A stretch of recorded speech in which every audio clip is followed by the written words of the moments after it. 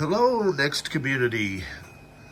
I wanted to show you, as you know, I'm doing a project for the MIT Media Labs, and Jill's was kind enough to let me go ahead. They had ordered a turbo cube with dimension board, and they said, yeah, go ahead and experiment and see what you can come up with.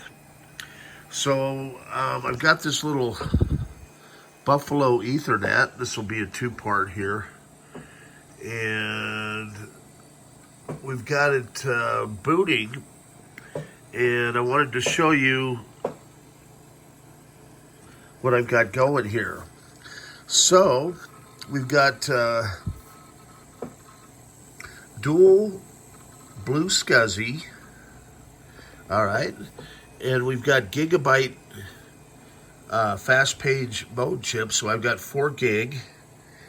And then I've got a little bus accelerator here. That's it's a prototype, but Brian Archer and Dave Park, the 2 hardware engineers, came up with this. So what it does is it accelerates the next, and lets it, believe it or not, there was a project called the NRW that was based on the PowerPC chip. And so the Blue Bondi Macs of old actually had this little setup, and these guys were figured out a way to tie it in. And then we've actually got a PowerPC chip here, which really has helped with the acceleration in tandem with the original 68040 33 megahertz system. And as you can see over here, you can see that daughter card is added in over here. And we've got the dual fans. Apologies, I got all my tools set up here. I've been working all night on this.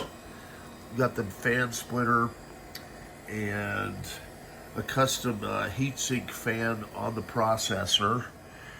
And so, yeah, it's working. And then I've got the indicator lights here as well.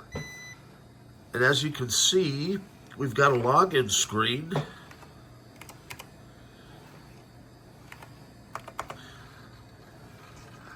So this is basically we've got the NRW working.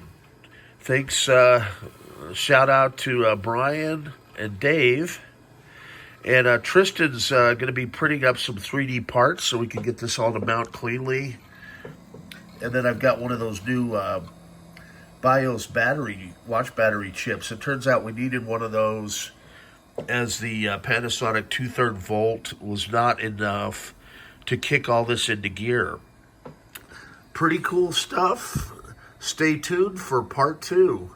And as you can see, we have an article that came in about Steve Jobs.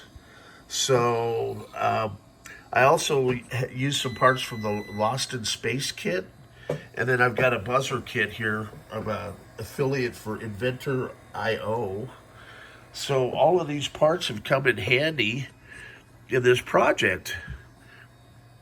As you can see, it's working, and then we're going to see if I can kick the time machine into gear.